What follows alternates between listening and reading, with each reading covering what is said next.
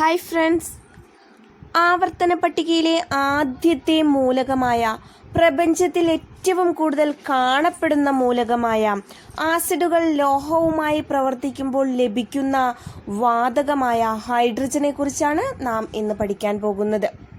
ഹൈഡ്രജന്റെ സവിശേഷതകൾ കൊണ്ടാണ് ക്ലാസ് തുടങ്ങിയത്. ആവർത്തന പട്ടികയിലെ ആദ്യത്തെ മൂലകമാണ് ഹൈഡ്രജൻ. പ്രപഞ്ചത്തിൽ ഏറ്റവും കൂടുതൽ കാണപ്പെടുന്ന മൂലകമാണ് ഹൈഡ്രജൻ. ആസിഡുകൾ ലോഹവുമായി പ്രവർത്തിക്കുമ്പോൾ ലഭിക്കുന്ന വാതകമാണ് ഹൈഡ്രജൻ. പ്രിലിമിനറി ടോപ്പിക്കിൽ എടുത്തു പറഞ്ഞിട്ടുള്ള ഓക്സിജനെ കുറിച്ച് കഴിഞ്ഞ ക്ലാസ്സിൽ നാം ഡിസ്കസ് ചെയ്തതാണ്. ഇന്ന് നാം പഠിക്കാൻ പോകുന്നത് ഹൈഡ്രജനെ കുറിച്ചാണ്. ഹൈഡ്രജനെ കുറിച്ച് കൂടുതൽ കാര്യങ്ങൾ നമുക്ക് പഠിച്ചെടുക്കാം. ഹൈഡ്രജന്റെ ആറ്റോമിക സംഖ്യ 1 ഹൈഡ്രജന്റെ ആറ്റോമിക സംഖ്യ 1. ഹൈഡ്രജൻ വാതകം കണ്ടെത്തിയത് ഹെൻറി കാവൻഡിഷ് ആണ്. ഹൈഡ്രജൻ വാതകം കണ്ടെത്തിയത് ഹെൻറി കാവൻഡിഷ് ആണ്. ഹെൻറി കാവൻഡിഷ് ഹൈഡ്രജൻ വാതകം കണ്ടെത്തിയ വർഷം 1766 ആണ്. ഹെൻറി കാവൻഡിഷ് ഹൈഡ്രജൻ വാതകം കണ്ടെത്തിയത് 1766 ഹെൻറി കാവൻഡിഷ് ഹൈഡ്രജൻ വാതകത്തിന് നൽകിയ വിശേഷണമാണ് കത്തുന്ന വായു. ഹെൻറി കാവൻഡിഷ് ഹൈഡ്രജൻ വാതകത്തിന് നൽകിയ വിശേഷണമാണ് കത്തുന്ന വായു. ഹൈഡ്രജൻ എന്ന പേര് നൽകിയത് ലാവോസിയയാണ്. ഹൈഡ്രജൻ വാതകം കണ്ടെത്തിയത് ഹെൻറി കാവൻഡിഷ് ആണെങ്കിലും ഹൈഡ്രജൻ എന്ന പേര് നൽകിയത് ലാവോസിയയാണ്. ഏറ്റവും ഭാരം കുറഞ്ഞ മൂലകമാണ് ഹൈഡ്രജൻ. ഏറ്റവും ഭാരം കുറഞ്ഞ മൂലകമാണ് ഹൈഡ്രജൻ. മാത്രമല്ല കലോറിഫിക് മൂല്യം ഏറ്റവും കൂടിയ ഇന്ധനം കൂടിയാണ് ഹൈഡ്രജൻ. ഇത് PYQ ആണ്. കലോറിഫിക് മൂല്യം ഏറ്റവും കൂടിയ ഇന്ധനം ഏതാണ് എന്ന് PSC മുൻ വർഷങ്ങളിൽ ചോദിച്ചിട്ടുള്ളതാണ്. ആൻസർ ഹൈഡ്രജൻ ആണ്. നോട്ട് ചെയ്യുക. ഹൈഡ്രജൻ അടങ്ങിയ സംയുക്തങ്ങളാണ് ആസിഡുകൾ, ഹൈഡ്രോക്സൈഡുകൾ, ഹൈഡ്രോ കാർബണുകൾ, കാർബോഹൈഡ്രേറ്റുകൾ, മറ്റ് ജൈവവസ്തുക്കൾ. ഹൈഡ്രജൻ അടങ്ങിയ സംയുക്തങ്ങളാണ് ആസിഡുകൾ, ഹൈഡ്രോക്സൈഡുകൾ, ഹൈഡ്രോ കാർബണുകൾ, കാർബോഹൈഡ്രേറ്റുകൾ എന്നിവയെല്ലാം. ഹൈഡ്രജനും ഓക്സിജനും ഉപയോഗിച്ച് പ്രത്യേക സംവിധാനത്തിലൂടെ വൈദ്യുതി ഉൽപ്പാദിപ്പിക്കുന്ന സെല്ലുകളാണ് ഹൈഡ്രജൻ ഓക്സിജൻ ഫ്യൂവൽ സെല്ലുകൾ. ഹൈഡ്രജനും ഓക്സിജനും ഉപയോഗിച്ച് പ്രത്യേക സംവിധാനത്തിലൂടെ വൈദ്യുതി ഉൽപ്പാദിപ്പിക്കുന്ന സെല്ലുകളാണ് ഹൈഡ്രജൻ ഓക്സിജൻ ഫ്യൂവൽ സെല്ലുകൾ. ഈ ഹൈഡ്രജൻ ഓക്സിജൻ ഫ്യൂവൽ സെല്ലുകളുടെ മേന്മകൾ നമുക്ക് നോക്കാം. മലിനീകരണമില്ല, ഉയർന്ന കലോറിക മൂല്യമുണ്ട്, ബഹിരാകാശ വാഹനങ്ങളിലും അന്തർവാഹിനികളിലും ഉപയോഗിച്ചു വരുന്നത് ഹൈഡ്രജൻ ഓക്സിജൻ ഫ്യൂവൽ സെല്ലുകളാണ്. നമുക്കൊന്ന് പറഞ്ഞു നോക്കാം. ഹൈഡ്രജൻ ആവർത്തന പട്ടികയിലെ ആദ്യത്തെ മൂലകമാണെന്ന് നാം പഠിച്ചു. മാത്രമല്ല ഹൈഡ്രജന്റെ ആറ്റോമിക സംഖ്യ 1. ഹൈഡ്രജൻ വാതകം കണ്ടെത്തിയത് ഹെൻറി കാവൻഡിഷ് ആണ്. ഹെൻറി കാവൻഡിഷ് ഹൈഡ്രജൻ വാതകം കണ്ടെത്തിയത് 1766 ഹെൻറി കാവൻഡിഷ് ഹൈഡ്രജൻ വാതകത്തിന് നൽകിയ വിശേഷണമാണ് കത്തുന്ന വായു. ഹൈഡ്രജൻ എന്ന പേര് നൽകിയത് ലാവോസിയയാണ്.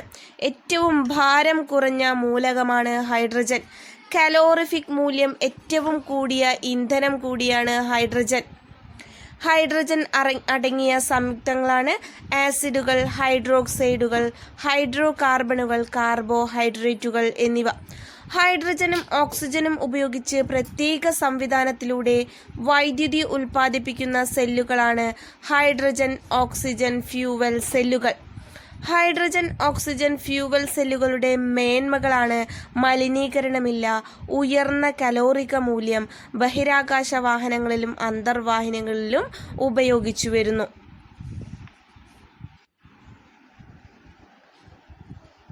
ഒരു ഇലക്ട്രോൺ മാത്രമുള്ള ആറ്റമാണ് ഹൈഡ്രജൻ ആറ്റം. ഒരു ഇലക്ട്രോൺ മാത്രമുള്ള ആറ്റമാണ് ഹൈഡ്രജൻ ആറ്റം. എല്ലാ ആസിഡുകളിലുമുള്ള പൊതുഘടകമാണ് ഹൈഡ്രജൻ. എല്ലാ ആസിഡുകളിലുമുള്ള പൊതുഘടകമാണ് ഹൈഡ്രജൻ. മാത്രമല്ല ഒരു ഗ്രൂപ്പിലും ഉൾപ്പെടാത്ത മൂലകമാണ് ഹൈഡ്രജൻ. ഒരു ഇലക്ട്രോൺ മാത്രമുള്ള ആറ്റമാണ് ഹൈഡ്രജൻ ആറ്റം.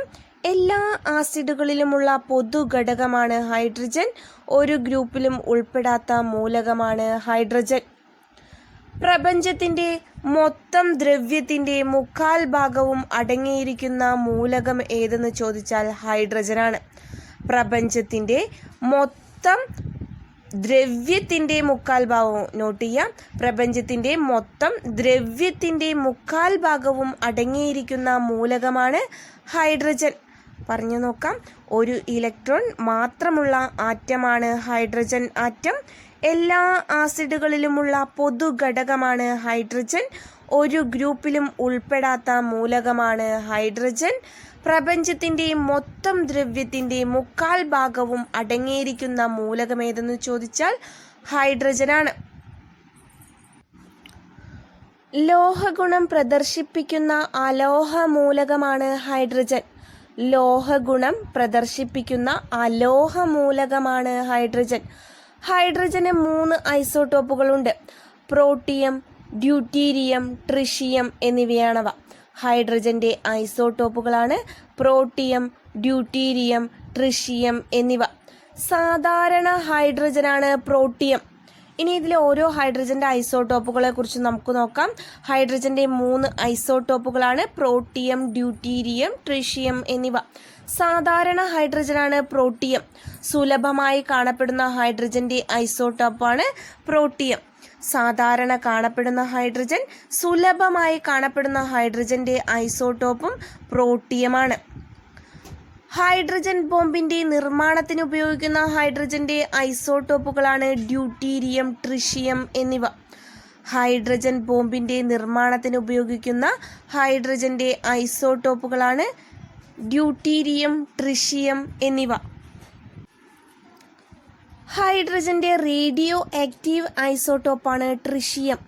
ഹൈഡ്രജന്റെ റേഡിയോ ആക്റ്റീവ് ഐസോട്ടോപ്പാണ് ട്രിഷിയം. ട്രിഷിയത്തിന്റെ അർദ്ധായുസ് 12.35 വർഷങ്ങളാണ്. ട്രിഷിയത്തിന്റെ അർദ്ധായുസ് എന്ന് പറയുന്നത് 12.35 വർഷങ്ങളാണ്. ട്രിഷിയം ന്യൂക്ലിയസിലുള്ള ന്യൂട്രോണുകളുടെ എണ്ണം 2 അപ്പോൾ ട്രിഷിയത്തെ കുറിച്ചിട്ട് ഹൈഡ്രജൻ ബോംബിന്റെ നിർമ്മാണത്തിന് ഉപയോഗിക്കുന്ന ഹൈഡ്രജന്റെ ഐസോട്ടോപ്പുകളാണ് ഡ്യൂട്ടീരിയം, ട്രിഷിയം എന്നിവ. ഹൈഡ്രജന്റെ റേഡിയോ ആക്റ്റീവ് ഐസോട്ടോപ്പാണ് ട്രിഷിയം. ട്രിഷിയത്തിന്റെ അർദ്ധായുസാണ് 12.35 വർഷങ്ങൾ. ട്രിഷിയം ന്യൂക്ലിയസിലുള്ള ന്യൂട്രോണുകളുടെ എണ്ണം 2. ആണവ റിയാക്ടറുകളിൽ മോഡറേറ്ററായി ഉപയോഗിക്കുന്നത് ഘനജലമാണ്. നോട്ട് ചെയ്യുക. ആണവ റിയാക്ടറുകളിൽ മോഡറേറ്ററായി ഉപയോഗിക്കുന്നത് ഘനജലമാണ്. പറഞ്ഞു നോക്കാം. ലോഹഗുണം പ്രദർശിപ്പിക്കുന്ന അലോഹ മൂലകമാണ് ഹൈഡ്രജൻ. ഹൈഡ്രജന്റെ ഐസോട്ടോപ്പുകളാണ് പ്രോട്ടിയം, ഡ്യൂട്ടീരിയം, ട്രിഷിയം എന്നിവ. സാധാരണ ഹൈഡ്രജൻ ആണ് പ്രോട്ടിയം. മാത്രമല്ല സുലഭമായി കാണപ്പെടുന്ന ഹൈഡ്രജന്റെ ഐസോട്ടോപ്പ് കൂടിയാണ് പ്രോട്ടിയം. ഹൈഡ്രജൻ ബോംബിന്റെ നിർമ്മാണത്തിന് ഉപയോഗിക്കുന്ന ഹൈഡ്രജന്റെ ഐസോട്ടോപ്പുകളാണ് ഡ്യൂട്ടീരിയം, ട്രിഷിയം എന്നിവ. ഹൈഡ്രജന്റെ റേഡിയോ ആക്റ്റീവ് ഐസോട്ടോപ്പാണ് ട്രിഷിയം. ട്രിഷിയത്തിന്റെ അർദ്ധായുസ് എന്ന് പറയുന്നത് 12.35 വർഷങ്ങളാണ്. ട്രിഷിയം ന്യൂക്ലിയസിലുള്ള ന്യൂട്രോണുകളുടെ എണ്ണം എന്ന് പറയുന്നത് 2 ട്രിഷിയം ന്യൂക്ലിയസിലുള്ള ന്യൂട്രോണുകളുടെ എണ്ണം 2. ആണവ റിയാക്ടറുകളിൽ മോഡറേറ്ററായി ഉപയോഗിക്കുന്നത് ഘനജലമാണ്. ഘനജലം. ഐസോട്ടോപ്പുകളെ കുറിച്ച് കൺഫ്യൂഷൻ ഇല്ലാതെ പഠിക്കാം. നമുക്ക് കൺഫ്യൂഷൻ ഉണ്ടാവുന്ന ഒരു 3 പോയിന്റ് കൂടിയുണ്ട്, അതൊന്ന് നോട്ട് ചെയ്യാം. ന്യൂട്രോണുകൾ ഇല്ലാത്ത ഹൈഡ്രജന്റെ ഐസോട്ടോപ്പാണ് പ്രോട്ടിയം. ന്യൂട്രോണുകൾ ഇല്ലാത്ത ഹൈഡ്രജന്റെ ഐസോട്ടോപ്പാണ് പ്രോട്ടിയം. ഒരു ന്യൂട്രോൺ മാത്രമുള്ള ഹൈഡ്രജന്റെ ഐസോട്ടോപ്പാണ് ഡ്യൂട്ടീരിയം. ഒരു ന്യൂട്രോൺ മാത്രമുള്ള ഹൈഡ്രജന്റെ ഐസോട്ടോപ്പാണ് ഡ്യൂട്ടീരിയം. 2 ന്യൂട്രോണുകൾ ഉള്ള ഹൈഡ്രജന്റെ ഐസോട്ടോപ്പാണ് ട്രിഷിയം. 2 ന്യൂട്രോണുകളുള്ള ഹൈഡ്രജന്റെ ഐസോട്ടോപ്പാണ് ട്രിഷിയം. ന്യൂട്രോണുകൾ ഇല്ലാത്ത ഹൈഡ്രജന്റെ ഐസോട്ടോപ്പ് പ്രോട്ടിയം, 1 ന്യൂട്രോൺ മാത്രമുള്ള ഹൈഡ്രജന്റെ ഐസോട്ടോപ്പ് ഡ്യൂട്ടീരിയം, 2 ന്യൂട്രോൺ ഉള്ള ഹൈഡ്രജന്റെ ഐസോട്ടോപ്പ് ട്രിഷിയം. അപ്പോൾ ഇത് ഓർഡറിൽ പഠിച്ചു വെച്ചിട്ടുണ്ടെങ്കിലും തെറ്റിപ്പോവില്ല. ന്യൂട്രോണുകൾ ഇല്ലാത്ത ഹൈഡ്രജന്റെ ഐസോട്ടോപ്പ് പ്രോട്ടിയം, 1 ന്യൂട്രോൺ മാത്രമുള്ള ഹൈഡ്രജന്റെ ഐസോട്ടോപ്പ് ഡ്യൂട്ടീരിയം, 1 ന്യൂട്രോൺ മാത്രമുള്ള ഹൈഡ്രജന്റെ ഐസോട്ടോപ്പ് ഡ്യൂട്ടീരിയം, 2 ന്യൂട്രോണുകളുള്ള ഹൈഡ്രജന്റെ ഐസോട്ടോപ്പ് ട്രിഷിയം. പ്രോട്ടിയത്തിന് ന്യൂട്രോണുകളൊന്നുമില്ല. ഡ്യൂട്ടീരിയം ഒരു ഐസോട്ടോപ്പ് ഹൈഡ്രജന്റെ, 1 ന്യൂട്രോൺ മാത്രമുള്ള ഹൈഡ്രജന്റെ ഐസോട്ടോപ്പാണ് ഡ്യൂട്ടീരിയം. ട്രിഷിയത്തിന് 2 ന്യൂട്രോണുകൾ, 1 ന്യൂട്രോണുകൾ ഡ്യൂട്ടീരിയത്തിന്, 2 ന്യൂട്രോണുകൾ ട്രിഷിയത്തിന്. ന്യൂട്രോണുകൾ ഇല്ലാത്തത് പ്രോട്ടിയം. അപ്പോൾ പറഞ്ഞു നോക്കാം. ന്യൂട്രോണുകൾ ഇല്ലാത്ത ഹൈഡ്രജന്റെ ഐസോട്ടോപ്പാണ് പ്രോട്ടിയം, 1 ന്യൂട്രോൺ മാത്രമുള്ള ഹൈഡ്രജന്റെ ഐസോട്ടോപ്പാണ് ഡ്യൂട്ടീരിയം, 2 ന്യൂട്രോണുകളുള്ള ഹൈഡ്രജന്റെ ഐസോട്ടോപ്പാണ് ട്രിഷിയം. ചീഞ്ഞ മുട്ടയുടെ ഗന്ധമുള്ള വാതകമാണ് ഹൈഡ്രജൻ സൾഫൈഡ്. ചീഞ്ഞ മുട്ടയുടെ ഗന്ധമുള്ള വാതകമാണ് ഹൈഡ്രജൻ സൾഫൈഡ്. ഹൈഡ്രജന്റെ രൂപാന്തരങ്ങളാണ് ഓർത്തോ ഹൈഡ്രജൻ, പാരാ ഹൈഡ്രജൻ എന്നിവ. ഹൈഡ്രജന്റെ രൂപാന്തരങ്ങളാണ് ഓർത്തോ ഹൈഡ്രജനും പാരാ ഹൈഡ്രജനും. ചീഞ്ഞ മുട്ടയുടെ ഗന്ധമുള്ള വാതകമാണ് ഹൈഡ്രജൻ സൾഫൈഡ്. ഹൈഡ്രജന്റെ രൂപാന്തരങ്ങളാണ് ഓർത്തോ ഹൈഡ്രജൻ, പാരാ ഹൈഡ്രജൻ എന്നിവ. ഹൈഡ്രജന്റെ രൂപാന്തരങ്ങളെ കണ്ടുപിടിച്ചത് ഹെയ്സൻബർഗ് ആണ്. അപ്പൊ ഹൈഡ്രജന്റെ രൂപാന്തരങ്ങൾ ഓർത്തോ ഹൈഡ്രജനും പാരാ ഹൈഡ്രജനും കണ്ടുപിടിച്ചത് ആരാണ്? ഈ രൂപാന്തരങ്ങളെ കണ്ടുപിടിച്ചത് ഹെയ്സൻബർഗ് ആണ്. തുറന്ന പുസ്തകത്തിന്റെ ആകൃതിയിലുള്ള ഹൈഡ്രജൻ സംയുക്തമാണ് ഹൈഡ്രജൻ പെറോക്സൈഡ്. തുറന്ന പുസ്തകത്തിന്റെ ആകൃതിയുള്ള ഹൈഡ്രജൻ സംയുക്തമാണ് ഹൈഡ്രജൻ പെറോക്സൈഡ്. ബ്ലീച്ചിങ് ഏജന്റായി ഉപയോഗിക്കുന്ന ഹൈഡ്രജൻ സംയുക്തവും ഏതു തന്നെയാണ്? ഹൈഡ്രജൻ പെറോക്സൈഡ് ആണ്. ഹൈഡ്രജൻ പെറോക്സൈഡുമായി ബന്ധപ്പെട്ട് 2 പോയിന്റ്.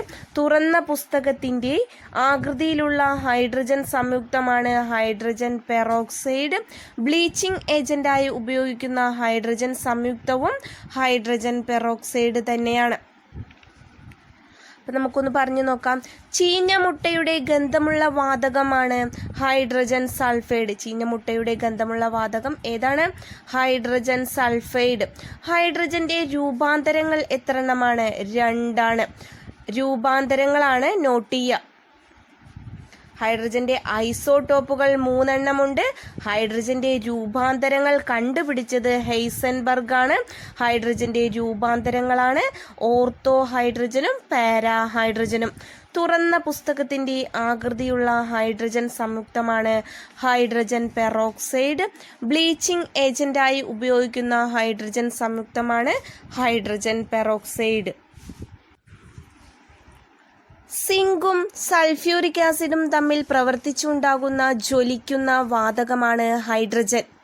സിങ്കും സൾഫ്യൂരിക് ആസിഡും തമ്മിൽ പ്രവർത്തിച്ചുണ്ടാകുന്ന ജ്വലിക്കുന്ന വാതകമാണ് ഹൈഡ്രജൻ.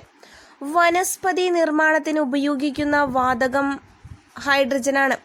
വനസ്പതി നിർമ്മാണത്തിന് ഉപയോഗിക്കുന്ന വാതകം ഹൈഡ്രജനാണ്. സസ്യ എണ്ണയിലൂടെ ഹൈഡ്രജൻ വാതകം കടത്തിവിട്ടാണ് വനസ്പതി നിർമ്മിക്കുന്നത്. അപ്പോൾ വനസ്പതി നിർമ്മാണത്തിന് ഉപയോഗിക്കുന്ന വാതകം ഹൈഡ്രജനാണ്. വനസ്പതി എങ്ങനെയാണ് നിർമ്മിക്കുന്നത്? സസ്യ എണ്ണയിലൂടെ ഹൈഡ്രജൻ വാതകം, സസ്യ എണ്ണയിലൂടെ നമ്മുടെ ഹൈഡ്രജൻ വാതകം കടത്തിവിട്ടാണ് വനസ്പതി നിർമ്മിക്കുന്നത്. ഇന്ധനം എന്ന നിലയിൽ ഹൈഡ്രജന്റെ മേന്മകൾ എന്തൊക്കെയാണ്? ഉയർന്ന കലോറിക മൂല്യമുണ്ട്. അന്തരീക്ഷ മലിനീകരണം ഒട്ടും തന്നെ ഇല്ല. അപ്പോൾ ഇന്ധനം എന്ന നിലയിൽ ഹൈഡ്രജന്റെ മേന്മകളാണ് ഉയർന്ന കലോറിക മൂല്യം, അന്തരീക്ഷ മലിനീകരണം ഒട്ടും തന്നെ ഇല്ല. ഇത്രയേറെ സവിശേഷതകൾ ഹൈഡ്രജനുണ്ട്. എന്നിട്ടും ഹൈഡ്രജനെ ഗാർഹിക ഇന്ധനമായി ഉപയോഗിക്കാതിരിക്കാൻ കാരണം എന്തായിരിക്കും? ഹൈഡ്രജനെ ഗാർഹിക ഇന്ധനമായി ഉപയോഗിക്കാതിരിക്കാനുള്ള കാരണം സ്ഫോടന സാധ്യത വളരെ ഏറെയാണ്. അതൊന്ന് നോട്ട് ചെയ്ത് വയ്ക്കുക. ഹൈഡ്രജനെ ഗാർഹിക ഇന്ധനമായി ഉപയോഗിക്കാതിരിക്കാനുള്ള കാരണം സ്ഫോടന സാധ്യത കൂടുതലാണ്.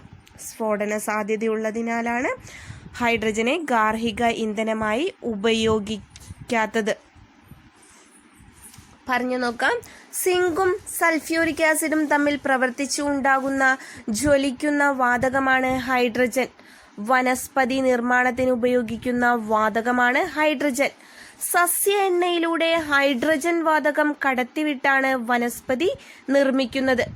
ഇന്ധനം എന്ന നിലയിൽ ഹൈഡ്രജന്റെ മേന്മകളാണ് ഉയർന്ന കലോറിക മൂല്യം, അന്തരീക്ഷ മലിനീകരണം ഒട്ടും തന്നെ ഇല്ല. ഹൈഡ്രജനെ ഗാർഹിക ഇന്ധനമായി ഉപയോഗിക്കാതിരിക്കാനുള്ള പ്രധാന കാരണമാണ് സ്ഫോടന സാധ്യത. അപ്പോൾ ഹൈഡ്രജനുമായി ബന്ധപ്പെട്ട് വളരെ സിമ്പിൾ ആയിട്ടുള്ള ടോപ്പിക്കാണ്. കുറച്ച് പോയിന്റ്സുകൾ നമുക്ക് അധികം പഠിക്കാനുണ്ട്, അതെല്ലാം നോട്ട് ചെയ്ത് പഠിക്കുക. താങ്ക്